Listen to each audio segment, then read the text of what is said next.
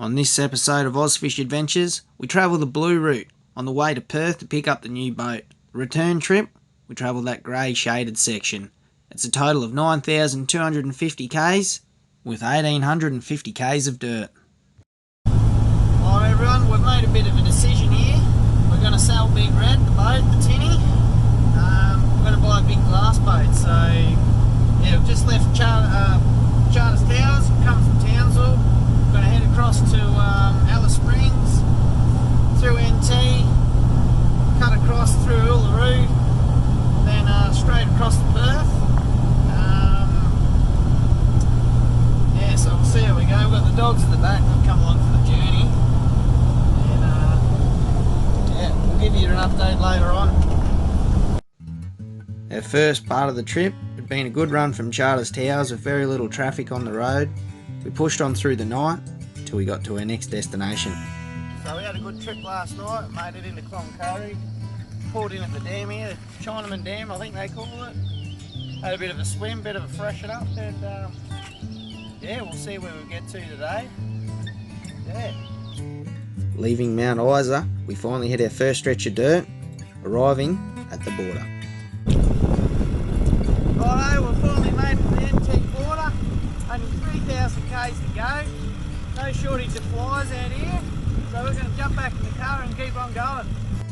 This stretch of dirt we've been driving on is about 850 kilometres, starting from Mount Isa and coming out just north of Alice Springs. Further up the track, we find a huge termite mound that was worth pulling over for. Hey, check this out! Unbelievable! Biggest termite mound I've ever seen. I've seen some big ones up north, but this one definitely takes the cake. I'd love to know how old it is. Alright, so we ran into a few technical difficulties here.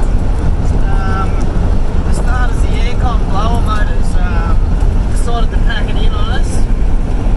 Then not long after, the old window doesn't want to go down on my side, but we found a wreck on the side of the road, and it just happened to have a blower motor in it. So we're going to go and see if we can make something work later on. Pull a few things apart, see if we can do a bit of mix matching, and yeah, hopefully get a bit of aircon up and going again. Yeah. Well, I hope we do anyway, because it's bloody hot. We stop in at Alice Springs for a quick bite, then we're back on the road again to the Uluru turn off, hoping to make camp just outside Uluru. After having a good night's sleep, we get a bit of excitement coming around the corner, seeing the huge rock formation known as the Uluru. We check that out a little later on. We pull up for a quick break and we notice something. So we're just on our way to go and pick up this boat. It's just north of Perth, WA.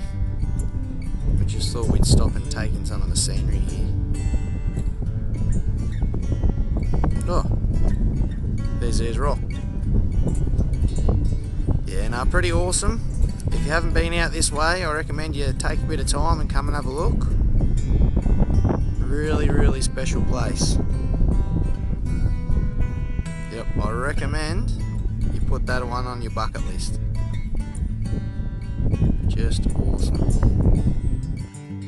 After being in this spot for quite some time taking in the scenery, we decide to put the drone up to get a bird's eye view of this vast open landscape, which the Aboriginal people called Uluru, which doesn't just describe the rock formation itself, but the country surrounding it. Running on a bit of a tight schedule, with no disappointment, we hit the road again. How cool is that? That is next level. We arrive at the Uluru, which is the rock formation we seen earlier on our way to Uluru. The Aboriginal people know it as Kill at Sea, or the other name known for it is Many Heads. Righto, we're just having a quick look here. About to get back on the road. The flies, I tell you, they are thick. Yeah, proper. Alright, yep, we're out of here. On this next part of our journey, we were warned by many people not to come this way from the sheer remoteness and length of this track. As help, would be hard to come by, but we decided we'd go anyway. This stretch of road is known as the Great Central Road, starting in Northern Territory at Uluru, all the way to Laverton in Western Australia. I'm not sure what it is being out here on these desert tracks, but you seem to feel a real connection for the land, and it's something you have to really come out here to experience to feel it. Being in the desert, we come across something we didn't expect. Rain.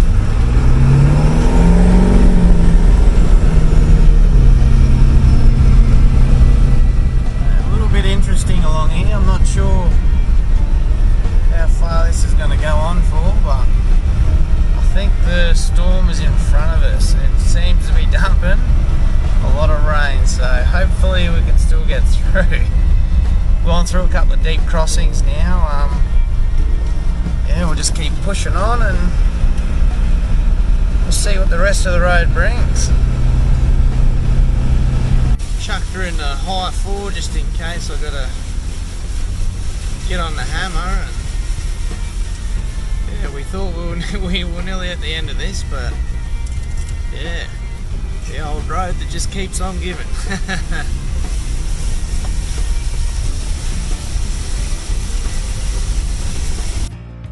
After travelling through numerous water crossings all through the night, we finally pulled up, leaving the next day to go to Perth, meeting up with a man with the new boat.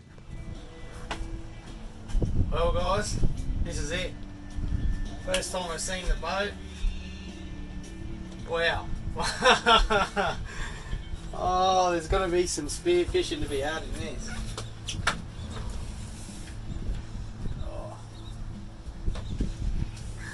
How good. Wow. Woo! So pumped. Blows my mind. Cannot wait.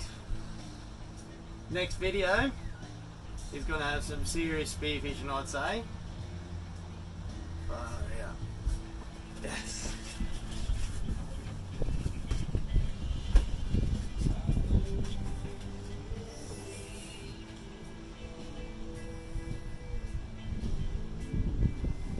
Yes.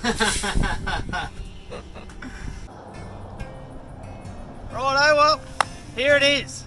Absolute beast. I can't believe it's finally all hooked up. We're ready to go. Paperwork's all done. Got new tyres on the car. They were getting a bit sad. A few little problems. Had no brakes on the trailer. We couldn't figure out what's going on there for a bit, but it turned out to be a broken wire, so we tracked that down. But yeah, I just can't wait to take this out. 5,000 k's to get home. And yeah, we'll see what joys this trip brings on the way back. So we'll see you soon. Well, we're making pretty good time today, so about 2 hours from Norseman. Hopefully we hit the Nullabor, and yeah, hopefully a good track along there. We'll pull up a bit early, so we'll have a few refreshments and just take it steady on the way home. But yeah, so far so good. Getting closer. Woo. So, good news story, we've made it to the Nullabor Plain with no problems. A bit of information on the road. So the Nullabor Plain stretches between Norseman in Western Australia and Tjuta in South Australia. At its widest point it's about 1200 kilometres long. A fella named Edward John Eyre became the first European to successfully cross the Nullabor in 1841. And in 2001 we were successfully crossing the Nullabor Plain with the new boat. Righto, well we've made it to the South Australian border. We've had a pretty good trip so far. Here we are. I think fuel here is $2 a litre. Right, here we are. We've made it to the Great Australian Bight. What a view. Have a look at this. Absolutely beautiful. So glad I had to go all the way to Perth to pick up this boat. Far out. Just awesome. Yes.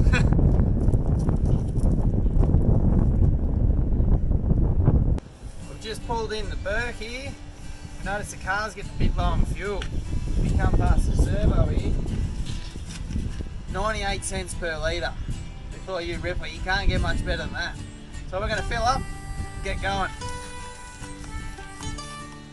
We've finally arrived at the Queensland border, getting closer.